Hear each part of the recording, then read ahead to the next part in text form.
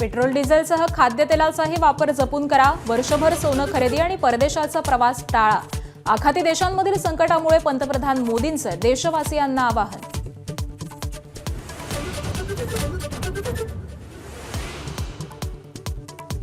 युद्धविराम झाला तरी हॉर्मुझच्या सामुद्रधुनीवरून तणाव कायम. कच्च्या तेलाच्या व्यापारावर परिणाम. दर जवळपास 3.5% वाढले. केरळमधील मुख्यमंत्रीपदाच्या नावाचा तिढा अजूनही सुटेना. काँग्रेसमध्ये के.सी. वेणुगोपाल आणि व्ही.डी. सतीशन यांच्यात चढाओढ.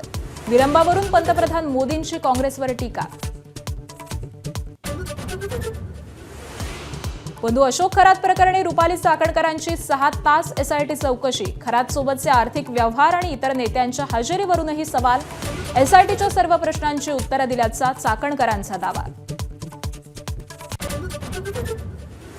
क्षुल्लक कारणांमुळे आरक्षणापासून वंचित राहिलेल्या 27 ओबीसी जातींचा प्रश्न सोडवण्यासाठी प्रयत्न करणार. केंद्रीय मंत्री रामदास आठवले आणि सामाजिक न्याय मंत्री संजय शिरसाट यांनी घेतली दखल. माझाचा इम्पॅक्ट. प्रलंबित स्थानिक स्वराज्य संस्था निवडणूक प्रकरणी सुप्रीम कोर्टात आज सुनावणी.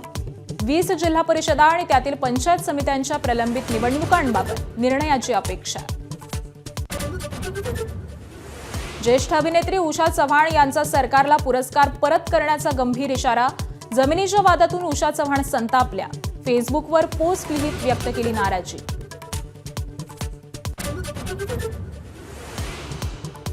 मुंबई इंडियन्सवर रॉयल चॅलेंजर्स बंगळुरूचा थरारक विजय. अखेरच्या बॉलवरती सामना फिरवला. आयपीएलमधून मुंबई इंडियन्स बाहेर.